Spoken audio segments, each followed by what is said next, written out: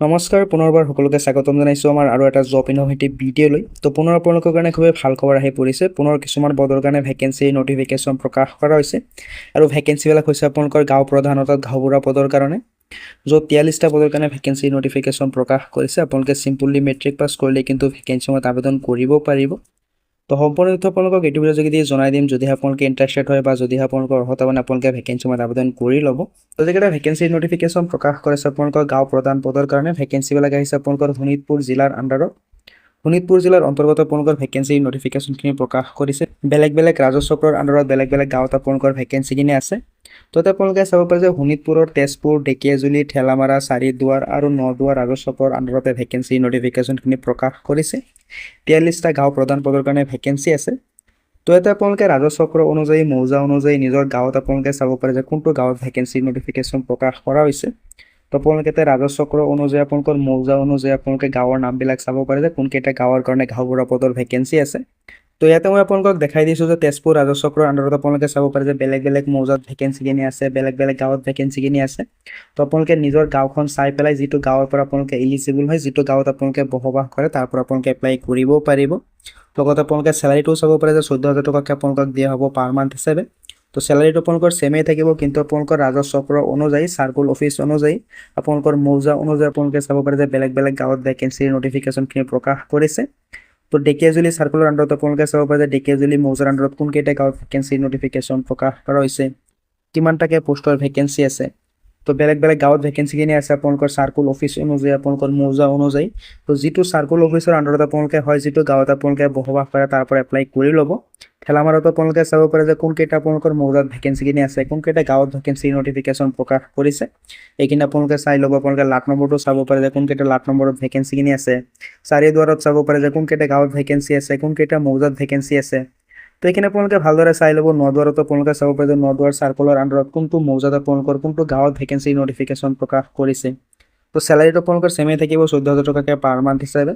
তো বাকী আপোনালোকে চাব পাৰিব কোনকেইটা গাঁৱত আপোনালোকৰ ভেকেঞ্চি নটিফিকেশ্যন প্ৰকাশ কৰিছে, কোনটো মৌজাত ভেকেঞ্চি আছে, কোনটো চাৰ্কুলৰ আণ্ডাৰত হয় আপোনালোকৰ, কোনটো ৰাজচক্ৰৰ আণ্ডাৰত হয়। তেজপুৰ, ঢেকীয়াজুলি, ঠেলামাৰা, চাৰিদুৱাৰ আৰু নদুৱাৰ ৰাজচক্ৰৰ আণ্ডাৰতে ভেকেঞ্চিখিনি আছে। টোটেল আপোনালোকৰ কাৰণে ইয়াতে চাব পাৰে যে 5টা ৰাজচক্ৰৰ আণ্ডাৰতে ভেকেঞ্চি নটিফিকেশ্যন প্ৰকাশ কৰিছে। তো এলিজিবিলিটি ক্ৰাইটেৰিয়াবিলাক চাব পাৰে যে ভেকেঞ্চিত এপ্লাই কৰিবলৈ হ'লে আপোনালোকৰ এলিজিবিলিটি ক্ৰাইটেৰিয়া কি লাগিব। আপোনালোকে ইণ্ডিয়াৰ চিটিজেন হ'ব লাগিব, চাব পাৰে যে ভাৰতৰ স্থায়ী বাসিন্দা হ'ব লাগিব। লগতে আপোনালোকে যিখন গাঁৱত এপ্লাই কৰিব সেই গাঁৱৰ স্থানীয় বাসিন্দা হ'ব লাগিব, তেনেহ'লে এপ্লাই কৰিব পাৰিব।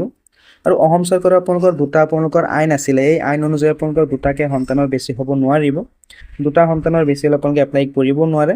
তো বয়সৰ সময়সীমাটো চাব পাৰে যে 30 বছৰ বয়সৰ পৰা 65 বছৰ বয়সৰ সকলো প্ৰাৰ্থীয়ে কিন্তু আবেদন কৰিব পাৰিব। আপোনালোকে চাব পাৰে যে মিনিমাম 30 বছৰ বয়স হ'ব লাগিব, মেক্সিমাম আপোনালোকে 65 বছৰ বয়সলৈকে আবেদন কৰিব পাৰিব।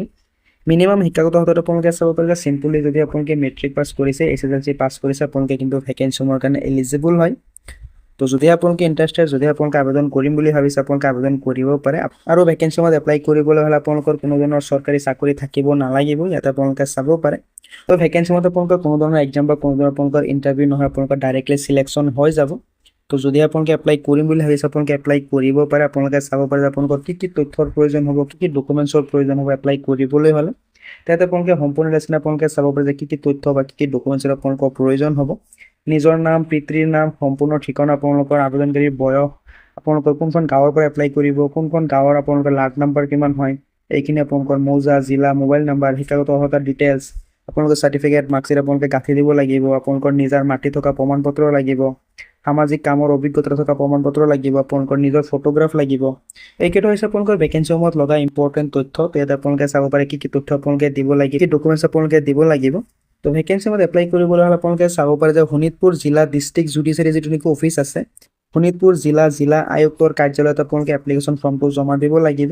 15 ছেপ্টেম্বৰৰ আগত আপোনালোকে ফৰ্মটো জমা দি থৈ আহিব লাগিব। সন্ধিয়া 5টা বজাৰ আগলৈকে আপোনালোকে ফৰ্মটো জমা দিব পাৰিব।